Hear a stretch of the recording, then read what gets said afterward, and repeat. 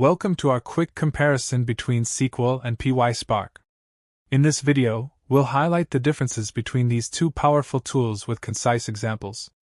Whether you're transitioning from SQL to PySpark or just curious about their similarities and differences, this video is perfect for you. Make sure to watch the full video to see these examples in action and understand how to translate your SQL knowledge to PySpark seamlessly.